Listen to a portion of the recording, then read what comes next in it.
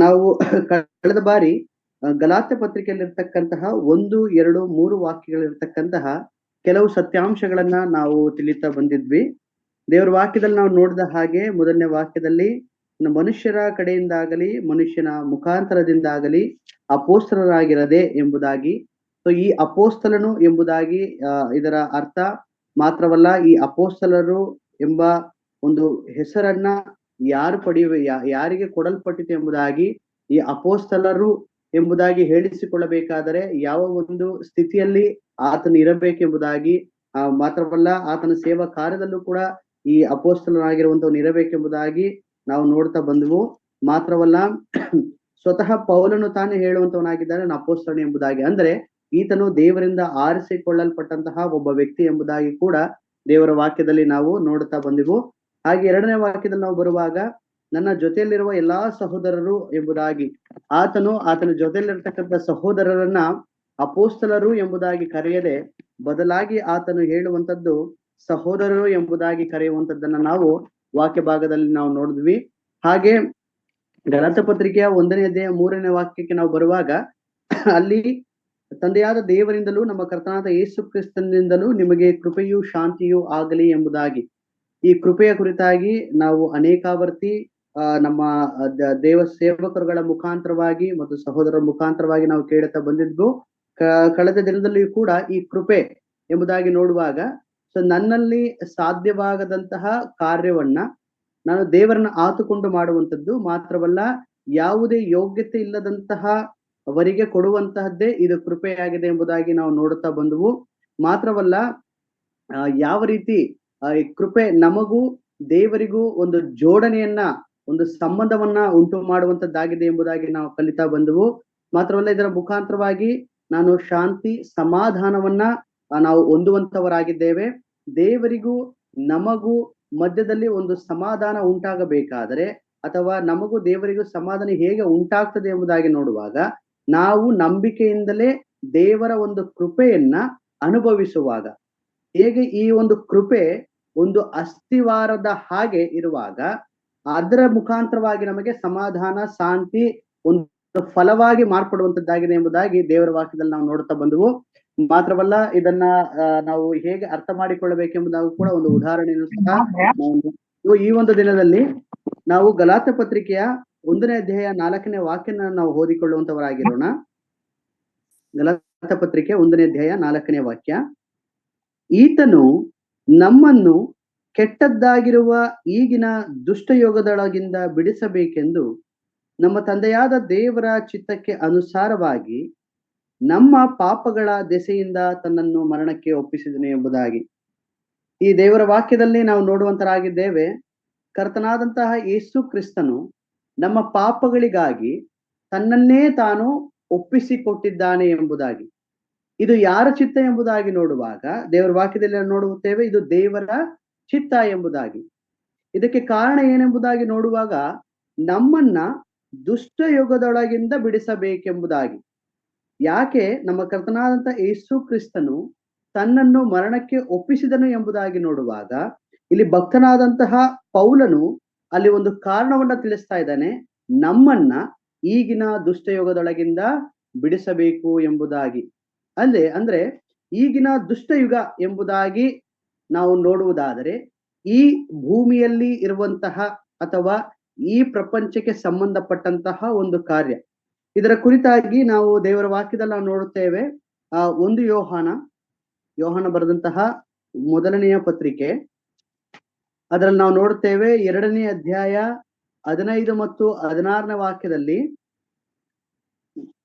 ಓದಿಕೊಳ್ಳೋಣ. ಅದೊಂದು ವಾಕ್ಯ, ಯೋಹಾನನು ಬರೆದಂತಹ 1ನೆಯ ಪತ್ರಿಕೆ 2ನೇ ಅಧ್ಯಾಯ 15 ಮತ್ತು 16ನೇ ವಾಕ್ಯ. ಈ ವಾಕ್ಯ, ಲೋಕವನ್ನಾಗಲಿ ಲೋಕದಲ್ಲಿರುವವುಗಳನ್ನಾಗಲಿ ಪ್ರೀತಿಸಬೇಡಿರಿ. ಯಾವನಾದರೂ ಲೋಕವನ್ನು ಪ್ರೀತಿಸಿದರೆ ತಂದೆಯ ಮೇಲಿನ ಪ್ರೀತಿಯೋ ಅವನಲ್ಲಿಲ್ಲ. ಲೋಕದಲ್ಲಿರುವ ಶರೀರದ ಆಶೆ, ಕಣ್ಣಿನಾಶೆ, ಬದುಕುಬಾಳಿನ ಡಂಬ, ಈ ಮೊದಲಾದವುಗಳೆಲ್ಲವೂ ತಂದೆಯಿಂದ ಹುಟ್ಟದೆ ಲೋಕದಿಂದ ಹುಟ್ಟಿದವುಗಳಾಗಿದೆ. Thank you sister. ಈ ವಾಕ್ಯ ಭಾಗದಲ್ಲಿ ನಾವು ನೋಡಿದ ಹಾಗೆ, ಲೋಕವನ್ನಾಗಲಿ ಲೋಕದವುಗಳನ್ನಾಗಲಿ ಪ್ರೀತಿಸಬೇಡಿರಿ, ಯಾವನಾದರೂ ಲೋಕವನ್ನು ಪ್ರೀತಿಸಿದರೆ ತಂದೆಯ ಮೇಲಿನ ಪ್ರೀತಿಯು ಅವನಲ್ಲಿಲ್ಲ ಎಂಬುದಾಗಿ. ಮುಂದೆ ವಾಕ್ಯದಲ್ಲಿ ನಾವು ನೋಡ್ತೇವೆ, ಶರೀರದ ಆಸೆ, ಕಣ್ಣಿನ ಆಸೆ ಮತ್ತು ಬದುಕು ಬಾಳಿನ ಡಂಬ ಇವೆಲ್ಲವೂ ಕೂಡ ಯಾರಿಂದ ಹುಟ್ಟಿದೆ ಎಂಬುದಾಗಿ ನೋಡುವಾಗ ತಂದೆಯಿಂದ ಹುಟ್ಟದೆ ಲೋಕದಿಂದ ಹುಟ್ಟಿದವುಗಳಾಗಿವೆ ಎಂಬುದಾಗಿ. ಅಂದ್ರೆ ಈ ಲೋಕದ ಇಚ್ಛೆಗಳಿಗೆ ಒಳಗಾಗಿದಂತಹ, ಈ ಕಣ್ಣಿನ ಆಸೆ, ಶರೀರದ ಆಸೆ, ಬದುಕು ಬಾಳಿನ ಡಂಬಕ್ಕೆ ಒಳಗಾದಂತಹ, ಮಾತ್ರವಲ್ಲ ಲೋಕದಲ್ಲಿರ್ತಕ್ಕಂತಹ ವಸ್ತುಗಳನ್ನ ಪ್ರೀತಿಸುವಂತಹ ಒಂದು ಸ್ಥಿತಿಯಲ್ಲಿದ್ದಂತಹ ನಮ್ಮನ್ನ, ಅಂದ್ರೆ ಈ ಲೋಕದ ಇಚ್ಛೆಗಳಿಗೆ ಒಳಗಾಗಿರುವಂತಹ ನಮ್ಮನ್ನ ಬಿಡಿಸುವುದಕ್ಕೋಸ್ಕರ ಕರ್ತನಾದಂತಹ ಯೇಸು ಕ್ರಿಸ್ತನು ತಂದೆಯಾದ ದೇವರ ಚಿತ್ತಕ್ಕೆ ಅನುಸಾರವಾಗಿ, ಅಂದ್ರೆ ಕಲ್ವಾರಿ ಶಿಲುಬೆಯಲ್ಲಿ ತನ್ನ ತಾನೇ ಒಪ್ಪಿಸಿಕೊಟ್ಟದ್ದನ್ನ ನಾವು ನೋಡುವಂತವರಾಗಿದ್ದೇವೆ. ಅದೇ ವಾಕ್ಯದಲ್ಲಿ ನಾವು ನೋಡುತ್ತೇವೆ, ತನ್ನನ್ನು ಮರಣಕ್ಕೆ ಒಪ್ಪಿಸಿದನು ಎಂಬುದಾಗಿ. ಇದು ಯಾರ ಚಿತ್ತ ಎಂಬುದಾಗಿ ನೋಡುವಾಗ ಅದು ದೇವರ ಚಿತ್ತವೇ ಆಗಿತ್ತು. ಇದಕ್ಕೆ ನಾವು ಮತ್ತಾಯನ ಸುವಾರ್ತೆಯಲ್ಲೂ ಕೂಡ ನಾವು ನೋಡ್ತೇವೆ, ಇದಕ್ಕೆ ಆಧಾರವಾಗಿ ಮತ್ತಾಯನ ಸುವಾರ್ತೆ 26ನೇ ಅಧ್ಯಾಯ 42ನೇ ವಾಕ್ಯದಲ್ಲಿ, ಆತನು ತಿರುಗಿ 2ನೇ ಸಾರಿ ಹೋಗಿ, ನನ್ನ ತಂದೆಯೇ, ನಾನು ಕುಡಿದ ಹೊರತು ಈ ಪಾತ್ರೆ ಬಿಟ್ಟು ಹೋಗಕೂಡದಾಗಿದ್ರೆ ಅದು ನಿನ್ನ ಚಿತ್ತವೇ ಆಗಲಿ ಎಂಬುದಾಗಿ ಆತನಲ್ಲಿ ಪ್ರಾರ್ಥನೆ ಮಾಡುವಂತದ್ದನ್ನ ನಾವು ನೋಡುವಂತರಾಗಿದ್ದೇವೆ. ಇದು ದೇವರ ಚಿತ್ತ ಎಂಬುದನ್ನ ನಾವು ಯೋಹಾನನ ಒಂದು ಸುವಾರ್ತೆಯಲ್ಲೂ ಕೂಡ 6ನೇ ಅಧ್ಯಾಯದಲ್ಲಿ ಸ್ಪಷ್ಟವಾಗಿ ನಾವು ನೋಡುವಂತವರಾಗಿದ್ದೇವೆ. ಯೋಹಾನನ ಸುವಾರ್ತೆ 6ನೇ ಅಧ್ಯಾಯ 38ನೇ ವಾಕ್ಯ, 6ನೇ ಅಧ್ಯಾಯ 38ನೇ ವಾಕ್ಯ, ಸಿಕ್ಕದವ್ರು ದಯಮಾಡಿ ಓದ್ರಿ. 6ನೇ ಅಧ್ಯಾಯ 38ನೇ ವಾಕ್ಯದಲ್ಲಿ ನಾವು ನೋಡ್ತೇವೆ, ನನ್ನ ಚಿತ್ತದಂತೆ ನಡೆಯುವುದಕ್ಕಾಗಿ ನಾನು ಬಂದಿಲ್ಲ, ನನ್ನನ್ನು ಕಳುಹಿಸಿದಾತನ ಚಿತ್ತವನ್ನೇ ನೆರವೇರಿಸುವುದಕ್ಕೆ ಪರಲೋಕದಿಂದ ಬಂದೆನು. ನನ್ನನ್ನು ಕಳುಹಿಸಿದಾತನ ಚಿತ್ತವು ಏನೆಂದರೆ, ಆತನು ನನಗೆ ಕೊಟ್ಟವರಲ್ಲಿ ಒಬ್ಬನನ್ನು ನಾನು ಕೆಡಿಗಳಿಸದೆ ಅವನನ್ನು ಕಡೆ ದಿನದಲ್ಲಿ ಎಬ್ಬಿಸಬೇಕೆಂಬುದೇ. Thank you. ಇಲ್ಲಿ ವಾಕ್ಯದಲ್ಲಿ ನಾವು ನೋಡ್ತೇವೆ, ನನ್ನ ಚಿತ್ತದಂತೆ ನಡೆಯುವುದಕ್ಕಾಗಿ ನಾನು ಬಂದಿಲ್ಲ, ಬದಲಾಗಿ ನನ್ನನ್ನ ಕಳುಹಿಸಿದ ಆತನ ಚಿತ್ತವನ್ನ, ಅಂದ್ರೆ ತಂದೆಯಾದ ದೇವರ ಚಿತ್ತವನ್ನ ನೆರವೇರಿಸುವುದಕ್ಕಾಗಿ ಪರಲೋಕದಿಂದ ನಮ್ಮ ಕರ್ತನಾದ ಯೇಸು ಕ್ರಿಸ್ತನು ಬಂದನು ಎಂಬುದಾಗಿ ಈ ವಾಕ್ಯದಲ್ಲಿ ನಾವು ನೋಡುತ್ತೇವೆ.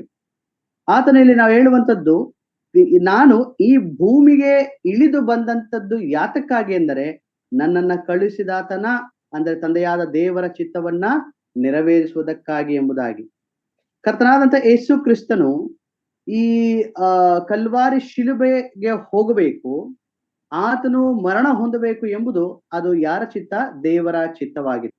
ಯಾಕೆಂದರೆ ಪಾಪಿಯಾದ ಮನುಷ್ಯನ ಬಿಡುಗಡೆಗೆ, ಅಥವಾ ಈ ಒಂದು ದುಷ್ಟ ಯುಗದೊಳಗಿಂದ ನಮಗೆ ಹೇಗೆ ಬಿಡುಗಡೆ ಉಂಟಾಗ್ತದೆ ಎಂಬುದನ್ನ ನಾವು ನೋಡೋದಾದ್ರೆ, ಅದು ನಮ್ಮ ಕರ್ತನಾದ ಯೇಸು ಕ್ರಿಸ್ತನು ಆ ಕಲ್ವಾರಿ ಶಿಲುಬೆಯ ಮರಣವನ್ನ ಹೊಂದುವುದರ ಮುಖಾಂತರ ಎಂಬುದಾಗಿ ನಾವು ದೇವರ ವಾಕ್ಯದಲ್ಲಿ ನಾವು ನೋಡುತ್ತೇವೆ.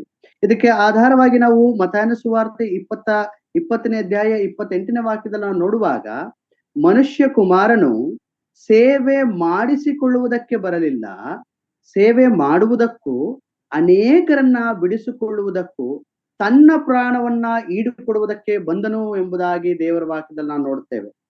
ಅಂದ್ರೆ ನಮ್ಮ ಕರ್ತನಾದ ಯೇಸು ಕ್ರಿಸ್ತನು 2025 ವರ್ಷಗಳ ತಗ್ಗಿನಲ್ಲಿ ಆತನು ಸಾಕ್ಷಾತ್ ದೇವರಾಗಿದ್ದರೂ ಸಹ ಆತನು ದೇವರಿಗೆ ಸರಿ ಸಮಾನಾಗಿರ್ತಕ್ಕಂತಹ ಆ ಒಂದು ಪದವಿಯನ್ನ ಬಿಡಲೊಲ್ಲೆನು ಎಂದೆನಿಸದೆ ತನ್ನನ್ನ ಬರಿದು ಮಾಡಿಕೊಂಡನು ಎಂಬುದಾಗಿ ನೋಡುತ್ತೇವೆ. ಮಾತ್ರವಲ್ಲ, ದಾಸನ ರೂಪವನ್ನು ಧರಿಸಿಕೊಂಡನು ಎಂಬುದಾಗಿ ನೋಡುತ್ತೇವೆ, ತನ್ನನ್ನು ತಗ್ಗಿಸಿಕೊಂಡನು ಎಂಬುದಾಗಿ ನೋಡುತ್ತೇವೆ. ಮಾತ್ರವಲ್ಲ, ಆತನು ಶಿಲುಬೆಯ ಮರಣವನ್ನು ಹೊಂದುವಷ್ಟು ವಿಧೇಯನಾದನು ಎಂಬುದಾಗಿ ಕೂಡ ದೇವರ ವಾಕ್ಯದಲ್ಲಿ ನಾವು ನೋಡ್ತೇವೆ. ಅಂದ್ರೆ ನಮ್ಮ ಕರ್ತನಾದ ಯೇಸು ಕ್ರಿಸ್ತನು ಈ ಒಂದು ಲೋಕಕ್ಕೆ ಎಲ್ಲಾ ಪದವಿಯನ್ನ ಬಿಟ್ಟು ಬಂದದ್ದು, ತಾನು ಸೃಷ್ಟಿಸಿದಂತಹ ಸೃಷ್ಟಿ ಅಥವಾ ತಾನು ಸೃಷ್ಟಿಸಿದಂತಹ ಈ ಜನರ ಮುಖಾಂತರವಾಗಿ ನಾನು ಸೇವೆಯನ್ನ ಹೊಂದಬೇಕೆಂಬುದಕ್ಕಾಗಿ ಅಲ್ಲ. ಯಾಕೆಂದ್ರೆ ಅಪೊಸ್ತಲರ ಕೃತ್ಯದಲ್ಲೂ ಕೂಡ ನಾವು ನೋಡುತ್ತೇವೆ, ಸಕಲ ಜೀವರಾಶಿಗಳನ್ನ ಉಂಟು ಮಾಡಿದಂತಹ ದೇವರು, ಎಲ್ಲರಿಗೂ ಜೀವಶ್ವಾಸವನ್ನ ಕೊಟ್ಟಂತಹ ದೇವರು ಮನುಷ್ಯರ ಕೈಯಿಂದ ಸೇವೆ ಮಾಡಿಕೊಳ್ಳುವುದಕ್ಕೆ ಅಪೇಕ್ಷೆ ಪಡುವವನಲ್ಲ ಎಂಬುದಾಗಿ ಅಪೊಸ್ತಲರ ಕೃತ್ಯದಲ್ಲಿ ಕೂಡ ನಾವು ನೋಡುವಂತರಾಗಿದ್ದೇವೆ.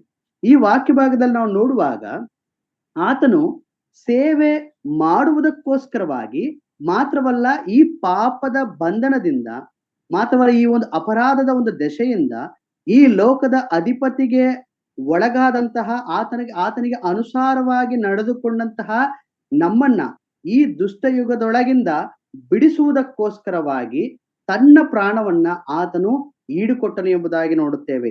ಇದು ಯಾರ ಚಿತ್ತ ಎಂಬುದಾಗಿ ನೋಡುವಾಗ ಅದು ತಂದೆಯಾದ ದೇವರ ಚಿತ್ತವಾಗಿತ್ತು ಎಂಬುದಾಗಿ. ಆದ್ರೆ ಯಾಕೆ ಆತನು ಕಲ್ವಾರಿ ಶಿಲುಬೆಗೆ ತನ್ನನ್ನು ಒಪ್ಪಿಸಿಕೊಟ್ಟನು ಎಂಬುದಾಗಿ ನೋಡುವಾಗ ಅದು ನಮ್ಮ ಪಾಪಗಳೇ ಆಗಿತ್ತು ಎಂಬುದಾಗಿ ನಾವು ನೋಡುತ್ತೇವೆ. ಇನ್ನೊಂದು ವಚನ ಓದಿಕೊಳ್ಳೋಣ ದಯಮಾಡಿ.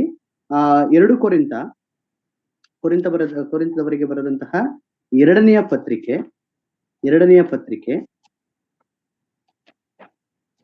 5ನೇ ಅಧ್ಯಾಯ, ಕೊರಿಂಥದವರಿಗೆ ಬರೆದಂತಹ ಪತ್ರಿಕೆ 5ನೇ ಅಧ್ಯಾಯ 19ರಿಂದ 21 ವಾಕ್ಯಗಳು. 5ನೇ ಅಧ್ಯಾಯ 19ರಿಂದ 21 ವಾಕ್ಯಗಳು. ಆ ಸಮಾಧಾನ ವಾಕ್ಯವೇನೆಂದರೆ ದೇವರು ಮನುಷ್ಯರ ಅಪರಾಧಗಳನ್ನು ಅವರ ಲೆಕ್ಕಕ್ಕೆ ಹಾಕದೆ ಲೋಕವನ್ನು ಕ್ರಿಸ್ತನಲ್ಲಿ ತನಗೆ ಸಮಾಧಾನ ಪಡಿಸಿಕೊಳ್ಳುತ್ತಿದ್ದನೆಂಬುದೇ. ಅದನ್ನು ಸಾರುವ ಸೇವೆಗೆ ನಮ್ಮನ್ನು ನೇಮಿಸಿದ್ದಾನೆ. ನಾವು ಕ್ರಿಸ್ತನ ರಾಯಭಾರಿಗಳಾಗಿದ್ದೇವೆ. ದೇವರೇ ನಮ್ಮ ಮೂಲಕ ಬುದ್ಧಿ ಹೇಳುವ ಹಾಗಾಯಿತು. ದೇವರೊಂದಿಗೆ ಸಮಾಧಾನವಾಗಿರೆಂದು ಕ್ರಿಸ್ತನ ಹೆಸರಿನಲ್ಲಿ ನಿಮ್ಮನ್ನು ಬೇಡಿಕೊಳ್ಳುತ್ತೇವೆ. ನಾವು ಆತನಲ್ಲಿ ದೇವರಿಗೆ ಸಮರ್ಪಕರಾದ ನೀತಿ ಸ್ವರೂಪಿಗಳಾಗುವಂತೆ ದೇವರು ಪಾಪ ಜ್ಞಾನವಿಲ್ಲದ ಆತನನ್ನು ನಮಗೋಸ್ಕರ ಪಾಪ ಸ್ವರೂಪಿಯಾಗ ಮಾಡಿದನು.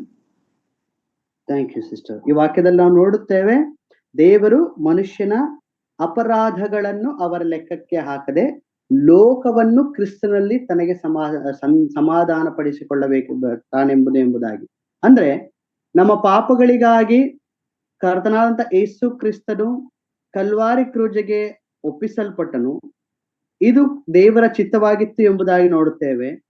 ಆ ದೇವರ ಚಿತ್ತದ ಮುಖಾಂತರ ಇಂದು ನೀವು ಮತ್ತು ನಾನು ಈ ದುಷ್ಟ ಯುಗದೊಳಗಿಂದ ಬಿಡುಗಡೆಯಾಗಿ ದೇವರೊಂದಿಗೆ ಸಮಾಧಾನ ಹೊಂದಿ ನೀತಿವಂತರಾಗಿ ಜೀವಿಸುವ ಹಾಗೆ ಒಂದು ಹೊಸ ಮಾರ್ಗವನ್ನ ಆತನು ಸಿದ್ಧ ಮಾಡಿದ್ದಾನೆ. ಮಾತ್ರವಲ್ಲ, ಈ ದಿನಮಾನಗಳಲ್ಲಿ ಈ ವಚನವನ್ನ ನಾವು ಓದುವಾಗ, ಈ 2 ಕೊರಿಂಥ ಪತ್ರಿಕೆ 5ನೇ ಅಧ್ಯಾಯ 19ರಿಂದ 21 ವಚನಗಳನ್ನ ನಾವು ಓದುವಾಗ ನಮಗೊಂದು ದೊಡ್ಡ ಸಂತೋಷ ಮತ್ತು ಸಮಾಧಾನವನ್ನ ಇದು ಕೊಡುವಂತದ್ದಾಗಿದೆ. ಯಾಕೆಂಬುದಾಗಿ ನೋಡುವಾಗ ನಮ್ಮ ಪಾಪ, ನನ್ನ ಅಪರಾಧದ ಒಂದು ಪರಿಹಾರಕ್ಕಾಗಿ ಒಬ್ಬನು ಸಾವನ್ನಪ್ಪಿದ್ದಾರೆ. ಅವರು ಯಾರೆಂಬುದಾಗಿ ನೋಡುವಾಗ ನಮ್ಮ ಯೇಸು ಕ್ರಿಸ್ತನು. ಆತನು ಏನಾಗಿದ್ದಾನೆ ಎಂಬುದಾಗಿ ನೋಡುವಾಗ ನಾನು ಈಗಾಗಲೇ ಹೇಳಿದ ಹಾಗೆ ದೇವರಿಗೆ ಸರಿ ಸಮಾನಾಗಿದ್ದಂಥವನು. ಮಾತ್ರವಲ್ಲ, ಎಲ್ಲವನ್ನ ತ್ಯಜಿಸಿ ಬಂದಂತಹ ದೇವರು, ತ್ರಯೇಕ ದೇವರಲ್ಲಿ ಒಬ್ಬನಾಗಿರ್ತಕ್ಕಂಥವನು. ಮಾತ್ರವಲ್ಲ, ತಂದೆಯಾದ ದೇವರಿಂದ ಕಳಿಸಲ್ಪಟ್ಟಂತವನು ನಮ್ಮ ಕರ್ತನಾದ ಯೇಸು ಕ್ರಿಸ್ತನು. ಮಾತ್ರವಲ್ಲ, ನಮಗೆ ಬರಬೇಕಾದಂತಹ ಎಲ್ಲಾ ದಂಡನೆಯನ್ನು ತನ್ನ ದೇಹದ ಮೇಲೆ ವಹಿಸಿಕೊಂಡು ನೀತಿವಂತನಾದಂತಹ ದೇವರು ಅನೀತಿವಂತರಾದಂತಹ ನಮ್ಮನ್ನ ಆತನ ಒಂದು ಮರಣದ ಮೂಲಕ ನಮ್ಮನ್ನೇನ್ ಮಾಡಿದಾನೆ ಎಂದು ನೀತಿವಂತರನ್ನಾಗಿ ನಿರ್ಣಯಿಸಿದ್ದಾನೆ. ನಾವು ಅನೀತಿವಂತರೇ ಸರಿ, ಆದರೆ ನೀತಿವಂತನಾದಂತ ದೇವರು ನಮಗೋಸ್ಕರ ನನ್ನ ಪಾಪದ ಬಿಡುಗಡೆಗೋಸ್ಕರವಾಗಿ ನನ್ನನ್ನು ಈ ಒಂದು ದುಷ್ಟ ಯುಗದೊಳಗಿಂದ ಬಿಡಿಸಬೇಕು ಎಂಬ ಒಂದು ಉದ್ದೇಶದಿಂದ ಆತನು ಅನೀತಿವಂತರಾದಂತ ನಮಗೆ ಆತನಲ್ಲಿರ್ತಕ್ಕಂಥ ನೀತಿಯನ್ನು ಕೊಡುವುದಕ್ಕಾಗಿ ಆತನು ಮರಣವನ್ನ ಹೊಂದಿದನು ಎಂಬುದಾಗಿ ದೇವರ ವಾಕ್ಯದಲ್ಲಿ ನಾವು ನೋಡುವಂತರಾಗಿದ್ದಾರೆ. ಇದರ ಮುಖಾಂತರ ನಾವು ದೇವರಿಗೆ, ಯಾಕೆಂದ್ರೆ ಇಷ್ಟೆಲ್ಲಾ ಕಾರ್ಯಗಳನ್ನ ಮಾಡಿದಂತಹ ದೇವರಿಗೆ ನಾವು ಒಂದು ಮಾನ್ಯ ಪಾತ್ರೆಗಳಾಗಿ ದೇವರೊಂದಿಗೆ ಸಮಾಧಾನ ಹೊಂದುವುದಕ್ಕೂ ದೇವರ ಒಂದು ಕೃಪೆಯನ್ನು ಹೊಂದುವುದಕ್ಕೂ, ಮಾತ್ರವಲ್ಲ ಈ ದುಷ್ಟ ಯುಗದೊಳಗಿಂದ ಬಿಡುಗಡೆ ಹೊಂದಿ ನಾವು ದೇವಜನರು, ಮಾತ್ರವಲ್ಲ ಕ್ರಿಸ್ತನಲ್ಲಿ ಐಕ್ಯವುಳ್ಳವರು ಎಂಬುದಾಗಿ ಒಂದು ಕೃಪೆ ನಮಗೆ ಈ ಒಂದು ದಿನದಲ್ಲಿ ಉಂಟಾಗಿರುವಂತದ್ದು ಆಗಿದೆ. ಮಾತ್ರವಲ್ಲ, ಆತನಿಂದ ಒಂದು ಸಮಾಧಾನ ನಮಗೆ ಉಂಟಾಗಿದೆ. ಮಾತ್ರ ಆತನಿರ್ತಕ್ಕಂತಹ ಶಾಂತಿಯನ್ನು ನಮಗೆ ದೇವರು ಕೊಟ್ಟು ಹೋಗಿರುವಂತವನು ಆಗಿದ್ದಾನೆ. ಒಂದು ವಿಷಯ ನಾವು ಇಲ್ಲಿ ತಿಳ್ಕೊಳ್ಬೇಕನ್ನೋದು ಗಂಭೀರವಾದಂತಹ ಒಂದು ಅಂಶ, ನಮ್ಮ ಪಾಪಗಳಿಗೆ ಬರಬೇಕಾದಂತ ದಂಡನೆ ಅದು ಯೇಸು ಕ್ರಿಸ್ತನು ವಹಿಸಿಕೊಂಡನು. ಇದು ಸಂಪೂರ್ಣವಾಗಿ ಇದು ಯಾರ ಚಿತ್ತ ಎಂಬುದಾಗಿ ನೋಡುವಾಗ ದೇವರ ಒಂದು ಚಿತ್ತವೇ ಆಗಿದೆ ಎಂಬುದಾಗಿ ನಾವು ತಿಳ್ಕೊಳ್ಳಬೇಕು.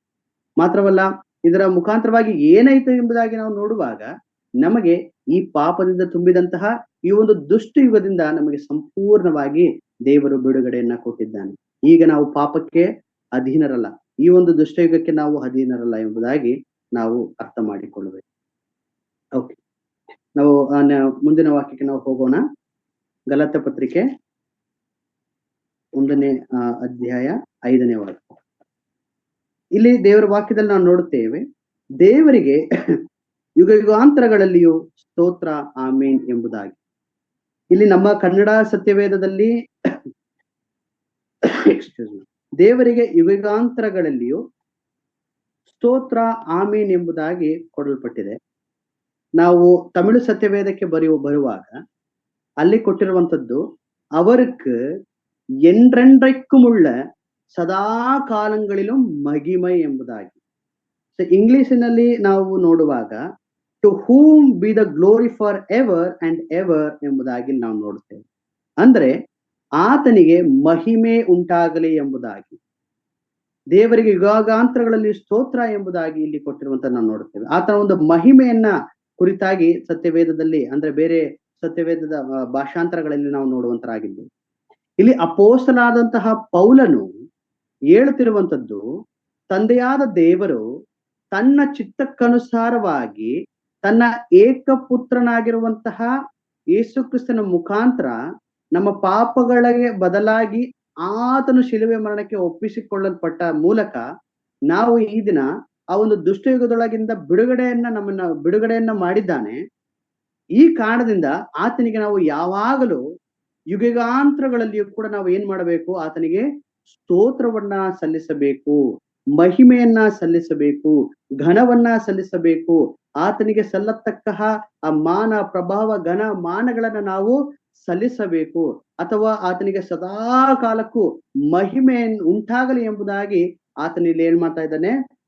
ಭಕ್ತನಾದ ಪೌಲನು ತಿಳಿಸುವಂತದ್ದನ್ನ ನಾವು ನೋಡುತ್ತೇವೆ. ಇಲ್ಲಿ ಯಾವುದೇ ಒಂದು ವಿಷಯವಾಗಿಯೂ ದೇವರ ನಾಮವು ಏನ್ ಮಾಡ್ಬೇಕದು? ಮಹಿಮೆ ಹೊಂದಬೇಕು. ನಾವು ಏನೇ ಮಾಡಿದ್ರು ಕೂಡ ಅದು ದೇವರ ಮಹಿಮೆಗಾಗಿಯೇ ಮಾಡಬೇಕು. ಯಾಕೆಂತಂದ್ರೆ ದೇವರ ವಾಕ್ಯದಲ್ಲಿ ನಾವು ನೋಡುತ್ತೇವೆ, ಉಂಟಾದ ಪ್ರತಿಯೊಂದು ಸಂಗತಿಗಳು ಅದು ದೇವರ ಮಹಿಮೆಗಾಗಿಯೇ ಇರುವಂತದ್ದಾಗಿದೆ ಎಂಬುದಾಗಿ ದೇವರ ವಾಕ್ಯ ನಮಗೆ ಸ್ಪಷ್ಟವಾಗಿ ನಮಗೆ ತಿಳಿಸುವಂತದ್ದಾಗಿದೆ. ನಾವು ಕೀರ್ತನೆ 19ನೇ ಅಧ್ಯಾಯ 1ನೇ ವಾಕ್ಯ ನಾವು ಓದಿಕೊಳ್ಳೋಣ. ಇದಕ್ಕೆ ಆಧಾರವಾಗಿ ಕೀರ್ತನೆಗಳು 19ನೇ ಅಧ್ಯಾಯ 1ನೇ ವಾಕ್ಯ. ಆಕಾಶವು ದೇವರ ಪ್ರಭಾವವನ್ನು ಪ್ರಚುರಪಡಿಸುತ್ತದೆ, ಗಗನವು ಆತನ ಕೈ ಕೆಲಸವನ್ನು ತಿಳಿಸುತ್ತದೆ. Thank you sister. ಈ ವಾಕ್ಯ ಭಾಗದಲ್ಲಿ ನಾವು ನೋಡ್ತೇವೆ, ಆಕಾಶವು ದೇವರ ಪ್ರಭಾವವನ್ನು ಪ್ರಚುರಪಡಿಸುತ್ತದೆ ಎಂಬುದಾಗಿಯೂ, ಗಗನವು ಆತನ ಕೈ ಕೆಲಸವನ್ನ ತಿಳಿಸುತ್ತದೆ ಎಂಬುದಾಗಿ. ಇಲ್ಲಿ ಪ್ರತಿಯೊಂದು ಸಂಗತಿಯು ಸಹ ದೇವರ ಮಹಿಮೆಯನ್ನ ತೋರ್ಪಡಿಸುವಂತದ್ದಾಗಿದೆ. ಕರ್ತನಾದಂತಹ ಯೇಸು ಕ್ರಿಸ್ತನು ಈ ಲೋಕದಲ್ಲಿ ಜನಿಸಿದಾಗ ದೇವದೂತನು ಹೇಳುವ ಮಾತು ನಾವು ಲೂಕನ ಸುವಾರ್ತೆಯಲ್ಲಿ ನಾವು ನೋಡುತ್ತೇವೆ. 2ನೇ ಅಧ್ಯಾಯ 14ನೇ ವಾಕ್ಯದಲ್ಲಿ, ಮೇಲನ ಲೋಕಗಳಲ್ಲಿ ದೇವರಿಗೆ ಮಹಿಮೆ ಎಂಬುದಾಗಿಯೂ, ಭೂಲೋಕದಲ್ಲಿ ಮನುಷ್ಯರೊಳಗೆ ಸಮಾಧಾನ, ದೇವರವರಿಗೆ ಒಲಿಯುತ್ತಾನೆ ಎಂಬುದಾಗಿ. ಅಂದ್ರೆ ಅಲ್ಲಿ ದೇವರನ್ನ ಕೊಂಡಾಡುವಂತದ್ದನ್ನ, ಮಹಿಮೆ ಪಡಿಸುವುದನ್ನ, ಆತನನ್ನ ಘನಪಡಿಸುವುದನ್ನ ನಾವು ಅಲ್ಲಿ ನೋಡುವಂತವರಾಗಿದ್ದೇವೆ. ಈ ಎಲ್ಲವೂ ಕೂಡ ದೇವರ ಒಂದು ಮಹಿಮೆಗಾಗಿಯೇ ಸೃಷ್ಟಿಸಲ್ಪಟ್ಟಂತಹ ಈ ಪ್ರತಿಯೊಂದು ವಸ್ತುವು ಕೂಡ, ಇಡೀ ಸೃಷ್ಟಿ ಅದು ದೇವರನ್ನ ಮಹಿಮೆ ಪಡಿಸುವಂತದ್ದು ಆಗಿದೆ. ಕರ್ತನಾದ ಯೇಸು ಕ್ರಿಸ್ತನು ಈ ಲೋಕಕ್ಕೆ ಮನುಷ್ಯನಾಗಿ ಬಂದದ್ದು ಮಾತ್ರವಲ್ಲ, ಆತನು ಸತ್ತು ಹೂಣಲ್ಪಟ್ಟು ಎಬ್ಬಿಸಲ್ಪಟ್ಟಂತಹ ಪ್ರತಿಯೊಂದು ಸಂಗತಿಯು ಅದು ದೇವರ ಮಹಿಮೆಗಾಗಿಯೇ. ಇಂದು ನೀವು ನಾನು ಇರುವಂತದ್ದು ಸಹ ಅದು ದೇವರ ಮಹಿಮೆಗಾಗಿಯೇ. ಇದು ಮಾತ್ರವಲ್ಲದೆ ನಾವು ಪರಲೋಕದಲ್ಲಿಯೂ ಭೂಲೋಕದಲ್ಲಿಯೂ ಎಲ್ಲಾ ಸ್ಥಳಗಳಿಗೂ ದೇವರ ಒಂದು ಮಹಿಮೆ ಏನಾಗಬೇಕೆಂಬುದಾಗಿ ಪ್ರಚುರವಾಗಬೇಕು. ಈ ಒಂದು ಉದ್ದೇಶದಿಂದಲೇ, ಈ ಒಂದು ನಿಟ್ಟಿನಲ್ಲಿಯೇ ದೇವರು ನಮ್ಮನ್ನು ಏನ್ ಮಾಡಿದ್ದಾನೆ? ಆರಿಸಿಕೊಂಡಿದ್ದಾನೆ. ಅಂದ್ರೆ ನಮ್ಮ ಮುಖಾಂತರವಾಗಿ ದೇವರ ನಾಮ ಅದೇನು ಮಾಡಬೇಕು, ಮಹಿಮೆಯನ್ನ ಹೊಂದಬೇಕು. ದೇವರ ನಾಮವನ್ನು ನಾವು ಮಹಿಮೆ ತರುವಂತ ರೀತಿಯಲ್ಲಿ ನಾವು ಜೀವಿಸುವಂತವರು ಆಗಿರಬೇಕು. ಮತ್ತೊಂದು ವಚನವನ್ನು ನಾವು ನೋಡಿಕೊಳ್ಳೋಣ. ಪ್ರಕಟಣೆ 5ನೇ ಅಧ್ಯಾಯ 13ನೇ ವಾಕ್ಯ. ನಮಗೆಲ್ಲ ಚಿರಪರಿಚಿತವಾಗಿರ್ತಕ್ಕಂಥ ವಾಕ್ಯ 5:13. ಇದಲ್ಲದೆ ಆಕಾಶದಲ್ಲಿಯೂ ಭೂಮಿಯ ಮೇಲೆಯೂ ಭೂಮಿಯ ಕೆಳಗೆಯೂ ಸಮುದ್ರದ ಮೇಲೆಯೂ ಇರುವ ಎಲ್ಲಾ ಸೃಷ್ಟಿಗಳು, ಅಂದರೆ ಭೂಮ್ಯಾಕಾಶ ಸಮುದ್ರಗಳೊಳಗೆ ಇರುವುದೆಲ್ಲವೂ ಸಿಂಹಾಸನಾಸೀನನಿಗೂ ಯಜ್ಞದ ಕುರಿಯಾದಾತನಿಗೂ ಸ್ತೋತ್ರ, ಪ್ರಭಾವ, ಮಾನ, ಆಧಿಪತ್ಯಗಳು ಯುಗ ಯುಗಾಂತರಗಳಲ್ಲಿಯೂ ಇರಲಿ ಎಂದು ಹೇಳುವುದನ್ನು ಕೇಳಿದೆನು. Thank you sister. ಇಲ್ಲಿ ವಾಕ್ಯದಲ್ಲಿ ನಾವು ನೋಡ್ತೇವೆ, ಪ್ರತಿಯೊಂದು ಸಹ ದೇವರ ಮಹಿಮೆಯನ್ನ ಪ್ರಸ್ತಾಪ ಪಡಿಸುವಂತದ್ದಾಗಿದೆ ಎಂಬುದಾಗಿ. ಸೃಷ್ಟಿಸಲ್ಪಟ್ಟಂತಹ ಪ್ರತಿಯೊಂದು ಸಂಗತಿಯು ಕರ್ತನಾದಂತ ಯೇಸು ಕ್ರಿಸ್ತನ ಮುಖಾಂತರ ದೇವರಿಗಿರ್ತಕ್ಕಂತಹ ಆ ಮಹಿಮೆ ತಿಳಿದು ಬಂದಿರುವುದನ್ನ ನಾವಿಲ್ಲಿ ಕಾಣುವಂತವರಾಗಿದ್ದೇವೆ. ಪರಲೋಕದಲ್ಲಿಯೂ ಸಹ ಇಲ್ಲಿ ಏನ್ ಮಾಡ್ತಾ ಇದ್ದಾರೆ, ಆತನ ಮಹಿಮೆಯನ್ನ ನಾವು ಕಾಣುವಂತರಾಗಿದ್ದೇವೆ. ಪರಲೋಕದಲ್ಲಿಯೂ ಸಹ ಸೃಷ್ಟಿಯ ಮೂಲಕ ಆತನ ಮಹಿಮೆಯನ್ನು ನಾವು ನೋಡುತ್ತೇವೆ. ಮಾತ್ರವಲ್ಲಿ ಪರಲೋಕದಲ್ಲಿಯೂ ಕೂಡ ಆತನ ಮಹಿಮೆಯನ್ನು ನಾವು ಕಾಣುತ್ತೇವೆ. ಈಗ ನಮ್ಮಲ್ಲಿಯೂ ಕೂಡ ದೇವರಿಗೆ ಮಹಿಮೆ ಉಂಟಾಗಲಿ ಎಂಬುದಾಗಿ ಅಪೊಸ್ತಲನಾದಂತಹ ಪೌಲನು ಇಲ್ಲಿ ತಿಳಿಸ್ತಿದ್ದಾನೆ. ವಾಕ್ಯದಲ್ಲಿ ನಾವು ನೋಡಿದ್ವಿ ಏನಂತ, ದೇವರಿಗೆ ಯುಗಾಂತರಗಳಲ್ಲಿಯೂ ಸ್ತೋತ್ರ. ನಮ್ಮ ಮುಖಾಂತರವಾಗಿಯೂ ಕೂಡ, ಅಂದ್ರೆ ನಮ್ಮಲ್ಲಿಯೂ ಕೂಡ ಇದು ಏನು, ದೇವರಿಗೆ ಮಹಿಮೆ ಉಂಟಾಗಬೇಕು ಎಂಬುದಾಗಿ ಅಪೊಸ್ತಲನಾದಂತಹ ಪೌಲನು ಈ ವಾಕ್ಯ ಭಾಗದಲ್ಲಿ ನೋಡ್ತೇವೆ. ಅಂದ್ರೆ ನಾನು ನೀವು ದೇವರ ಮಹಿಮೆಗಾಗಿ ಜೀವಿಸುತ್ತಿದ್ದೇವೆಯಾ ಅಥವಾ ಜೀವಿಸ್ತಾ ಇದ್ದೇವೆ ಎಂಬುದಾಗಿ ನಮ್ಮನ್ನು ನಾವು ಪರಿಶೀಲನೆ ಮಾಡ್ಕೊಳ್ಬೇಕು. ಇದನ್ನ ನಾವು ಹೇಗೆ ಕಂಡುಕೊಳ್ಳಬಹುದಾಗಿ ನೋಡುವಾಗ, ಇತರರು ನಮ್ಮನ್ನ ನೋಡುವಾಗ, ಬೇರೆಯವರು ಅಂದ್ರೆ ನಮ್ಮ ಸ್ನೇಹಿತರು ಅಥವಾ ಬಂಧು ಬಾಂಧವರು ಇನ್ನಿತರ ನಮ್ಮನ್ನು ನೋಡುವಾಗ ಅವರು ಹೇಳ್ಬೇಕು, ಓ ಎಂಥ ಒಳ್ಳೆ ದೇವರು ಎಂಬುದಾಗಿ. ಸೊ ಇವರು ನಂಬಿರ್ತಕ್ಕಂತಹ ದೇವರು, ನಮ್ಮ ಒಂದು ಕಾರ್ಯಗಳು, ನಮ್ಮ ಒಂದು ಕ್ರಿಯೆಗಳು, ಇದನ್ನ ನೋಡಿ ಅವರು ಹೇಳುವಂತಹ ರೀತಿಯಲ್ಲಿ ನಾವು ಈ ಒಂದು ಲೋಕದಲ್ಲಿ ನಾವು ಸಾಕ್ಷಿಗಳಾಗಿರಬೇಕು. ಅಂದ್ರೆ ಇತರ ನಮ್ಮನ್ನು ಗುರುತಿಸ್ಬೇಕು. ಹಾಗೆ ಆದ್ರೆ ನಮ್ಮ ಕ್ರಿಯೆಗಳನ್ನು ನೋಡಿ ಆ ಪರಲೋಕದಲ್ಲಿರ್ತಕ್ಕಂತಹ ನಮ್ಮ ತಂದೆಯನ್ನ ಅವರು ಹೊಗಳುವಂತವರಾಗಿದ್ದಾರೆ. ಈ ಲೋಕದಲ್ಲಿರ್ತಕ್ಕಂಥವರು ಸಹ ಹೊಗಳುವಂತವರಾಗಿದ್ದಾರೆ. ಅವರು ಕೂಡ ತಮ್ಮನ್ನ ಅವರು ಸ್ತುತಿಸುತ್ತಾ ಅವರು ಸಹ ದೇವರನ್ನ ಅರಿಯಬೇಕೆಂಬುದಾಗಿ ಅವರು ತವಕ ಪಡುವಂತಹ ಒಂದು ಸ್ಥಿತಿಯಲ್ಲಿ ಕೂಡ ಅವರು ಬದಲಾಗುವಂತಹ ಒಂದು ನಿಟ್ಟಿನಲ್ಲಿರುವಂತವರಾಗಿದ್ದಾರೆ. ಯಾಕೆಂದ್ರೆ ಮನುಷ್ಯರು ನೋಡಲಿ ಎಂಬುದಾಗಿ ಅನೇಕರು ತಮ್ಮ ಕ್ರಿಯೆಗಳನ್ನ ಮಾಡುವುದನ್ನ ನಾವು ನೋಡ್ತೇವೆ.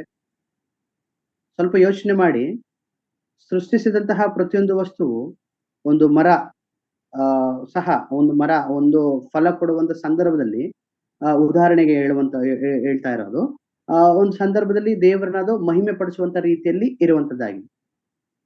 ಮೀನ್ಸ್ ಅದು ಒಂದು ಬೀಜ, ಅದು ಮಣ್ಣಲ್ಲಿ ಹಾಕಲ್ಪಟ್ಟು ಅದು ಬೆಳೆದು ಅದು ಫಲ ಕೊಡುವಾಗ ಅದನ್ನ ಆ ಮುಖಾಂತರವಾಗಿ ಕೂಡ ಒಂದು ಸೃಷ್ಟಿ ದೇವರನ್ನ ಮಹಿಮೆ ಪಡಿಸುವಂತ ನಿಟ್ಟಿನಲ್ಲಿ ಇರುವಂತದ್ದಾಗಿದೆ.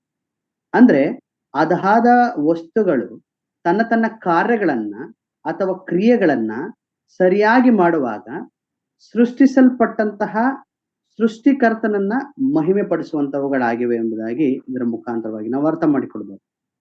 ನಮ್ಮನ್ನ ಸೃಷ್ಟಿಸಿ ಈ ಭೂಮಿಗೆ ಕಳಿಸಿದಂತಹ ದೇವರ ನಾಮದ ಮಹಿಮೆಗಾಗಿ ನಾವು ಜೀವಿಸುತ್ತಾ ಯಾವಾಗಲೂ ಇರಬೇಕು. ಯಾಕೆಂತಂದ್ರೆ ನಮ್ಮನ್ನು ಉಂಟು ಮಾಡಿದ ಆತನಾಗಿದ್ದಾನೆ.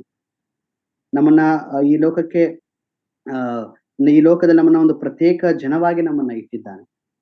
ಮಾತ್ರವಲ್ಲ, ಆತನು ಉಂಟು ಮಾಡಿದಂತಹ ಪ್ರತಿಯೊಂದು ಕೂಡ ಆತನ ಮಹಿಮೆ ಪಡಿಸುವಂತದ್ದಾಗಿದೆ. ಮಾತ್ರವಲ್ಲ, ನಮ್ಮನ್ನ ಕರೆದಂತ ಒಂದು ಉದ್ದೇಶವನ್ನ ನಾವು ಹೆಚ್ಚಾಗಿ ದೃಢಪಡಿಸಿಕೊಂಡು ಆತನ ನಮ್ಮ ಒಂದು ಜೀವಿತದಲ್ಲಿ ಇನ್ನು ಹೆಚ್ಚಾಗಿ ನಾವು ಮಹಿಮೆ ಪಡಿಸಬೇಕು. ನಮ್ಮನ್ನು ನೋಡುವವರು, ನಮ್ಮ ಜೊತೆ ಇರುವವರು, ನಮ್ಮ ಜೊತೆ ಕೆಲಸ ಮಾಡುವವರು, ಮಾತ್ರವಲ್ಲ ಇನ್ನು ನಮ್ಮ ಬಂಧು ಮಿತ್ರರೆಲ್ಲರೂ ಕೂಡ ನಮ್ಮನ್ನ ನೋಡುವಾಗ ನಮ್ಮ ಕರ್ತನನ್ನ, ಅಂದ್ರೆ ನಮ್ಮ ದೇಹಗಳಲ್ಲಿ ನಮ್ಮ ಕ್ರಿಸ್ತನ ಬೆಳಕನ್ನು ನಾವು ಪ್ರಕಾಶಪಡಿಸುವಾಗ ನಾವು ಹೇಳುವಂತಹ ಇತರರು ಸಾಕ್ಷಿ ಕೊಡುವಂತಹ ರೀತಿಯಲ್ಲಿ ನಾವು ಜೀವನವನ್ನ ಮಾಡಬೇಕು. ಅವರು ದೇವರಿಗೆ ಮಹಿಮೆ ಸಲ್ಲಿಸುವ ಹಾಗೆ ನಮ್ಮ ಒಂದು ಜೀವಿತ ಇರಬೇಕೆಂಬುದಾಗಿ ಪೌಲನು ಈ ವಾಕ್ಯ ಭಾಗದಲ್ಲಿ ಪೌಲನು ತಿಳಿಸುವಂತದ್ದಾಗಿದೆ. ಹಾಗೆ ನಾವು ಮುಂದಿನ ವಾಕ್ಯ, ಈ ಒಂದು ದಿನದಲ್ಲಿ 6ನೇ ವಾಕ್ಯ ಸಾಧ್ಯವಾದ್ರೆ ಪೂರ್ತ ಕೊಡೋಣ. ಕ್ರಿಸ್ತನ ಕೃಪೆಯಿಂದ ನಿಮ್ಮನ್ನು ಕರೆದಾತನನ್ನು ನೀವು ಇಷ್ಟು ಬೇಗನೆ ಬಿಟ್ಟು ಬೇರೆ ಸುವಾರ್ತೆಯನ್ನು ಹಿಡಿದಿರುವುದಕ್ಕೆ ಆಶ್ಚರ್ಯ ಪಡುತ್ತೇನೆ. Thank you sister. ಸೊ ಇಲ್ಲಿ ನಾವು ನೋಡುತ್ತೇವೆ, ಇಲ್ಲಿ ಪೌಲನು ಡೈರೆಕ್ಟ್ ಆಗಿ ಹೇಳುವಂಥದ್ದು, ಡೈರೆಕ್ಟ್ ಆಗಿ ಹೇಳ್ತಾ ಇದ್ದಾನೆ.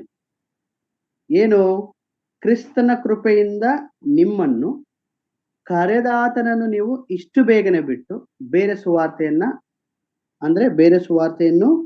ಹಿಡಿದಿರುವುದಕ್ಕೆ ನಾನು ಆಶ್ಚರ್ಯ ಪಡುತ್ತೇನೆ ಎಂಬುದಾಗಿ. ಇಲ್ಲಿ ಕ್ರಿಸ್ತನ ಕೃಪೆಯಿಂದ ನಿಮ್ಮನ್ನು ಕರೆದನು ಎಂಬುದಾಗಿ, ಹೇಗೆ ಕರೆದನು ಎಂಬುದಾಗಿ ನೋಡುವಾಗ ಇದೇ ಪತ್ರಿಕೆಯಲ್ಲಿ ಪೌಲನು ಒಂದು ಮಾತನ್ನು ಹೇಳ್ತಾನೆ. ಗಲಾತ್ಯ ಪತ್ರಿಕೆ ಅದೇ ಅಧ್ಯಾಯದ 15ನೇ ವಾಕ್ಯದಲ್ಲಿ, ಆದರೆ ನಾನು ತಾಯಿಯ ಗರ್ಭದಲ್ಲಿದ್ದಾಗಲೇ ನನ್ನನ್ನು ಪ್ರತ್ಯೇಕಿಸಿ ಎಂಬುದಾಗಿ, ಅಂದ್ರೆ ಎಲ್ಲರನ್ನೂ ಉಂಟು ಮಾಡಿದ್ದು ದೇವರ ಎಲ್ಲರನ್ನೂ ಉಂಟು ಮಾಡಿರುವಂತದ್ದು ಒಂದು ದೇವರ ಒಂದು ಉದ್ದೇಶವಿದೆ. ದೇವರ ಉದ್ದೇಶವಿಲ್ಲದೆ ಯಾವ ವಸ್ತುವು ಕೂಡ ಸೃಷ್ಟಿಸಲ್ಪಟ್ಟಿಲ್ಲ. ದೇವರಿಗೆ ಒಂದು ಉದ್ದೇಶವಿದ್ದು ಆ ಉದ್ದೇಶದ ಮೇರೆಗೆ ದೇವರೇನು ಮಾಡಿದ್ದಾನೆ, ನಮ್ಮನ್ನೆಲ್ಲರನ್ನು ಕೂಡ ಆರಿಸಿಕೊಂಡಿದ್ದಾನೆ. ಅಂದ್ರೆ ಉದ್ದೇಶಪೂರ್ವಕವಾಗಿಯೇ ದೇವರು ಎಲ್ಲರನ್ನ ಉಂಟು ಮಾಡುತ್ತಾನೆ. ಮಾತ್ರವಲ್ಲ, ಆ ರೀತಿಯಾಗಿ ಉಂಟು ಮಾಡಿದಂತಹ ನನ್ನನ್ನ ದೇವರು ಇಲ್ಲಿ ಏನ್ ಮಾಡಿದ್ದಾನೆ, ಆರಿಸಿಕೊಂಡಿದ್ದಾನೆ ಎಂಬುದಾಗಿ ಇಲ್ಲಿ ನಾವು ನೋಡ್ತೇವೆ. ಅಂದ್ರೆ ನಮ್ಮನ್ನು ಉಂಟು ಮಾಡಿ ಆರಿಸಿ ತೆಗೆದುಕೊಂಡಂತಹ ದೇವರನ್ನ ನೀವು ಇಷ್ಟು ಬೇಗ ಬಿಟ್ಟು ಏನ್ ಮಾಡ್ತಾ ಇದ್ದೀರಿ, ಹೋಗ್ತಾ ಇದ್ದೀರಲ್ಲ ಎಂಬುದಾಗಿ ಇಲ್ಲಿ ಪೌಲನು ಅವರಿಗೆ ಹೇಳುವಂಥದ್ದು. ಆಕ್ಚುಲಿ ನಮ್ಗೆ ಗೊತ್ತಿರುವ ಹಾಗೆ ಗ್ರೀಕ್ ರಲ್ಲಿ ನೋಡೋದಾದ್ರೆ ಒಬ್ಬ ಸೈನಿಕನು ಅವನ ಒಂದು ಕೆಲಸದ ಒಂದು ಸಂದರ್ಭದಲ್ಲಿ ಆ ಒಂದು ಕೆಲಸವನ್ನ ಬಿಟ್ಟು ಅವನು ಹೋಗೋದಾದ್ರೆ, ಅಂದ್ರೆ ಆ ಸೈನ್ಯದಿಂದ ಬಿಟ್ಟು ಹೋಗೋದಾದ್ರೆ ಅವನಿಗೆ ಬರುವಂತದ್ದು ಏನೆಂಬುದಾಗಿ ನೋಡುವಾಗ ಆ ಮರಣದಂಡನೆ ಎಂಬುದಾಗಿ ನಾವು ನೋಡ್ತೇವೆ. ಮರಣದಂಡನೆ ಅವನಿಗೆ ಗತಿ ಎಂಬುದಾಗಿ ನೋಡುತ್ತೇವೆ. ಸೊ ಈ ರೀತಿಯಾದಂತಹ ಪದವನ್ನೇ ಇಲ್ಲಿ ಪೌಲನು ಬಳಸ್ತಾ ಇದ್ದಾನೆ. ಕಾರಣವೇನೆಂದ್ರೆ, ಕ್ರಿಸ್ತನು ಕೃಪೆಯಿಂದ ನಮ್ಮನ್ನ ಕರೆದು ನಮಗೆ ಬರಬೇಕಾದಂತಹ ಆ ದಂಡನೆ, ಆ ತೀರ್ಪು ಮತ್ತು ಇನ್ನಿತರ ಅನೇಕ ಸಂಗತಿಗಳಿಂದ ನಮ್ಮನ್ನ ಬಿಡಿಸಿ ಆತನ ಒಂದು ಕರುಣೆ, ಕೃಪೆ, ಮಾತ್ರವಲ್ಲ ಆತನ ಒಂದು ಪ್ರೀತಿ, ಈ ಎಲ್ಲವನ್ನು ನಮಗೆ ಕೊಟ್ಟಿದ್ದಾನೆ. ಇಂತಹ ದೇವರ ಒಂದು ಪ್ರೀತಿಯನ್ನ ಬಿಟ್ಟು ನೀವೇನ್ ಮಾಡ್ತಾ ಇದ್ದೀರಾ? ಈ ಗಲಾತ್ಯದವರಿಗೆ ಅವ್ರಿಗೆ ಹೇಳ್ತಾ ಇರೋದು, ಇಂತಹ ಒಂದು ಪ್ರೀತಿಯನ್ನ ಬಿಟ್ಟು ಇಷ್ಟು ಬೇಗ ನೀವು ಎಲ್ಲೋ ಹೋಗ್ತಾ ಇದ್ದೀರಲ್ಲ ಎಂಬುದಾಗಿ ಆತನ ಹೇಳ್ತಾನೆ. ಇವರು ಎಲ್ಲಿಗೆ ಹೋದ್ರೆ ಎಂಬುದಾಗಿ ಕೂಡ ಅಲ್ಲಿ ಹೇಳ್ತಾನೆ. ಇವರೇನು ಬೇರೊಂದು ಸುವಾರ್ತೆಗೆ ಎಂಬುದಾಗಿ. ಈ ವಿಷಯವಾಗಿ ಪೌಲನು ಹೇಳುವಂಥದ್ದು, ಆಶ್ಚರ್ಯ ಪಡುತ್ತಾ ಇದ್ದೇನೆ ಎಂಬುದಾಗಿ ಆತನು ಹೇಳ್ತಾನೆ. ಈ ಬೇರೊಂದು ಸುವಾರ್ತೆ ಅಂದ್ರೆ ಏನು?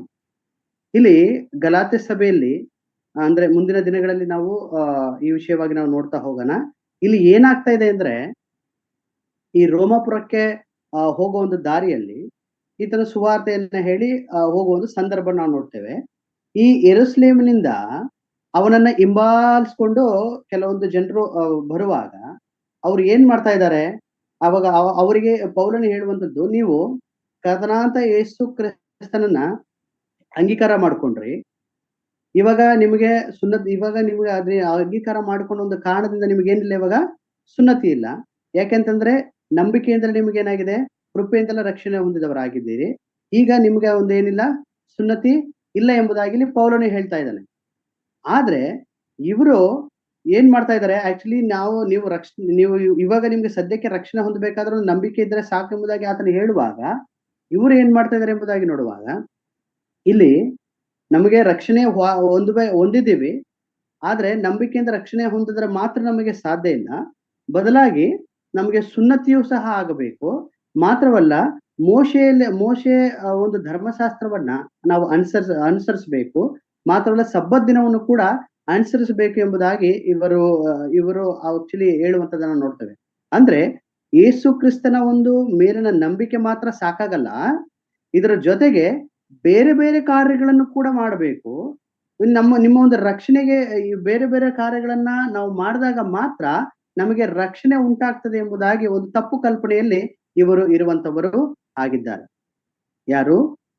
ಈ ಇಸ್ರಾಯೇಲ್ ಜನರು, ಈ ಗಲಾತ್ಯ ಸಭೆಯಲ್ಲಿ ಇರ್ತಕ್ಕಂತಹ ಈ ಜನರು.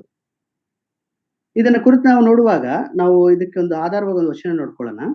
ಕೊರಿಂಥ ಸಭೆಗೆ ಇದನ್ನ ಆಕ್ಚುಲಿ ಕೊರಿಂಥ ಸಭೆಗೂ ಕೂಡ ಒಂದು ಮಾತನ್ನ ಹೇಳ್ತಾನೆ. 11ನೇ ಅಧ್ಯಾಯದ 4ನೇ ವಾಕ್ಯ, 2ನೇ ಕೊರಿಂಥ 11ನೇ ಅಧ್ಯಾಯ 4ನೇ ವಾಕ್ಯ. 2 ಕೊರಿಂಥದವರಿಗೆ ಬರೆದಂತಹ ಪತ್ರಿಕೆ. ಯಾಕಂದರೆ ನಾವು ಪ್ರಸಿದ್ಧಿಪಡಿಸದಿದ್ದ ಮತ್ತೊಬ್ಬ ಯೇಸುವನ್ನು ನಿಮ್ಮ ಬಳಿಗೆ ಬರುವವರು ಪ್ರಕಟಿಸುವಾಗಲೂ ನೀವು ಹೊಂದದೇ ಇದ್ದ ಬೇರೆ ವಿಧವಾದ ಆತ್ಮ ಪ್ರೇರಣೆಯನ್ನು ಹೊಂದುವಾಗಲೂ ಅವಲಂಬಿಸದೇ ಇದ್ದ ಬೇರೊಂದು ಸುವಾರ್ತೆಯನ್ನು ಕೇಳುವಾಗಲೂ ನೀವು ಸಹಿಸಿಕೊಳ್ಳುತ್ತಿರುವುದು ಬಹು ಆಶ್ಚರ್ಯ.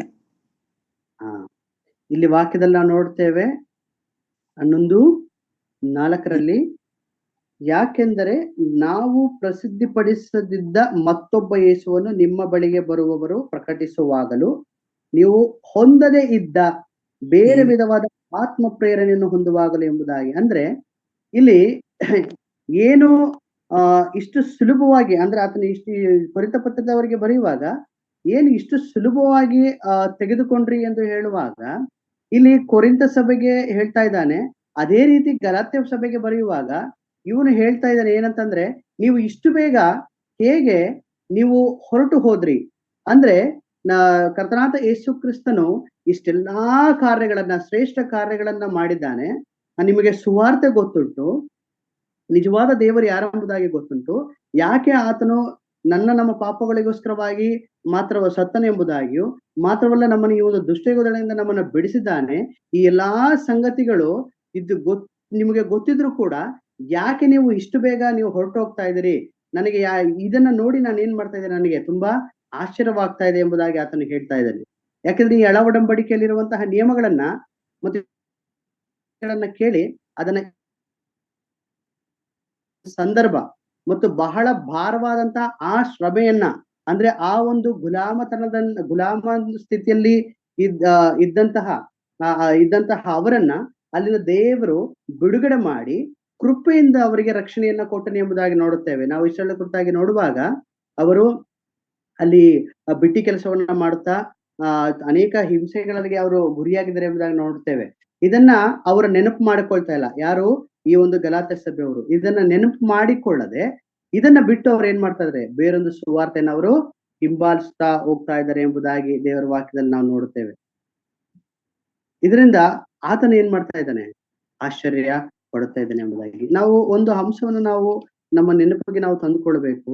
ನಾವು ಈ ಲೋಕದಲ್ಲಿ ನಾವು ಜೀವಿಸ್ತಾ ಇದ್ದೇವೆ, ನಾವು ದೇವರ ವಾಕ್ಯಕ್ಕೆ ಅನುಸಾರವಾಗಿ. ಯಾಕೆಂದ್ರೆ ದೇವರ ವಾಕ್ಯದಲ್ಲಿ ನಾವು ನೋಡ್ತೇವೆ ಥೆಸಲೋನಿಕ ಪತ್ರಿಕೆಯಲ್ಲಿ, ನಾಟ್ ರಾಂಗ್, ಥೆಸಲೋನಿಕ ಪತ್ರಿಕೆಯಲ್ಲಿ ನಾವು ನೋಡ್ತೇವೆ 2 ಥೆಸಲೋನಿಕ ಪತ್ರಿಕೆಯಲ್ಲಿ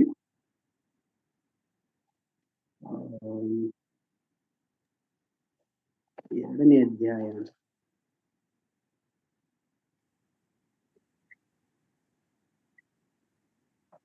ಆಕ್ಚುಲಿ ಅದು ರೆಫರೆನ್ಸ್ ಬಿಟ್ಟಿದ್ದೀನಿ. ವಾಕ್ಯ ಏನಂತ ನೋಡುವಾಗ ಅದರಲ್ಲಿ ನಾವು ನೋಡುತ್ತೇವೆ, ನೀವು ಈ ಕ್ರಿಸ್ತ ಯೇಸುವಿನ ಸುವಾರ್ತೆಯ ಮೂಲಕ ಎಂಬುದಾಗಿ, ಯೇಸು ಕ್ರಿಸ್ತನ ಸುವಾರ್ತೆಯ ಮೂಲಕ ಹೀಗೆ ರಕ್ಷಿಸಲ್ಪಟ್ಟು ಎಂಬುದಾಗಿ ನಾವು ನೋಡ್ತೇವೆ. ಅಂದ್ರೆ ನಮ್ಮ ಕರ್ತನಾದ ಯೇಸು ಕ್ರಿಸ್ತನ ಮುಖಾಂತರವಾಗಿ ನಾವು ರಕ್ಷಿಸಲ್ಪಟ್ಟಿದ್ದೇವೆ. ಆದ್ರೆ ಇವರು ಏನ್ ಮಾಡ್ತಾ ಇದ್ದಾರೆ, ಈ ಎಲ್ಲಾ ಸಂಗತಿಗಳನ್ನ ದೇವರು ವಿಶೇಷವಾಗಿ ಅವರನ್ನ ಹಗಲಲ್ಲಿ ಮೇಘಸ್ತಂಭವಾಗಿಯೂ ഇരുಳಲ್ಲಿ ಅಗ್ನಿಸ್ತಂಭವಾಗಿಯೂ ಮಾತ್ರವಲ್ಲ ವಿಶೇಷವಾದಂತ ಅಲ್ಲಿ ಅವ್ರ ಹಳೆ ಒಡಂಬಡಿಕೆಯಲ್ಲಿ ಇಸ್ರಾಯೇಲರನ್ನ ಬಗೆ ಬಗೆಯಾಗಿ ಅವರನ್ನ ಯಾವ ರೀತಿ ನಡೆಸ್ಕೊಂಡು ಬಂದು ವಿಧ ವಿಧವಾಗಿ ಅವ್ರನ್ನ ಹೇಗೆ ನಡೆಸಿಕೊಂಡು ಬಂದ ಮಾತ್ರವಲ್ಲ ಅವರಿಗೆ ಬೇಕಾದೊತ್ತಿಗೆ ಹೊತ್ತಿಗೆ ಬೇಕಾದಂತ ಆಹಾರವನ್ನ ಕೊಟ್ಟಂತಹ ಸಂಗತಿಗಳು ಮಾತ್ರವಲ್ಲ, ಬಂಡೆಯಿಂದ ನೀರನ್ನ ಕೊಟ್ಟಂತ ಒಂದು ಸಂಗತಿಗಳು. ಅಂದ್ರೆ ಅವ್ರನ್ನ ನೋಡ್ತೇವೆ ನಾವು, ಅವರೆಲ್ಲರೂ ಒಂದೇ ದೈವಿಕವಾದ ಆಹಾರವನ್ನ ತಿಂದರು, ದೈವಿಕವಾದಂತ ನೀರನ್ನ ಕುಡಿದರು ಎಂಬುದಾಗಿ ದೇವರ ವಾಕ್ಯದಲ್ಲಿ ನೋಡ್ತೇವೆ. ಈ ಎಲ್ಲಾ ಸಂಗತಿಗಳು ಕೂಡ ತಿಳಿದಿದೆ. ಮಾತ್ರವಲ್ಲ ಹೊಸ ಒಡಂಬಡಿಕೆ ಬರುವಾಗ ನಮ್ಮ ಕರ್ತನಾದ ಯೇಸು ಕ್ರಿಸ್ತನು ಈ ಒಂದು ಲೋಕದಲ್ಲಿ 33 ವರ್ಷಗಳ ಕಾಲ ಜೀವಿಸಿದಾಗ ಆತನು ಮಾಡಿದಂತಹ ಪ್ರತಿಯೊಂದು ಕಾರ್ಯಗಳು ಅವ್ರಿಗೆ ಗೊತ್ತಿದ್ದರೂ ಸಹ ಆ ಒಂದು ಶುಭದ ವಾರ್ತೆ, ಯೇಸು ಕ್ರಿಸ್ತನ ಆತನ ಜನನ, ಆತನ ಶ್ರಮೆ, ಸಂಕಟ, ಮರಣ, ಪುನರುತ್ಥಾನ ಈ ಎಲ್ಲಾ ಸಂಗತಿಗಳು ಕೂಡ ಅವರಿಗೆ ಗೊತ್ತಿದ್ರು ಕೂಡ ಅವ್ರು ಏನ್ ಮಾಡ್ತಾ ಇದ್ದಾರೆ ಎಂಬುದಾಗಿ ನೋಡುವಾಗ ಅವರು ಬೇರೊಂದು ಸುವಾರ್ತೆಯನ್ನ ಅವರು ಹಿಂಬಾಲಿಸುವಂತವರು ಆಗಿದ್ದಾರೆ ಎಂಬುದಾಗಿ ನಾವು ನೋಡುವಂತವರಾಗಿದ್ದೇವೆ. ಇಲ್ಲಿಗೆ ನಾನು ನಿಲ್ಲಿಸ್ತೇನೆ. ದೇವ್ರ ನಮ್ಗೆ ಸ್ತೋತ್ರವಾಗ್ಲಿ.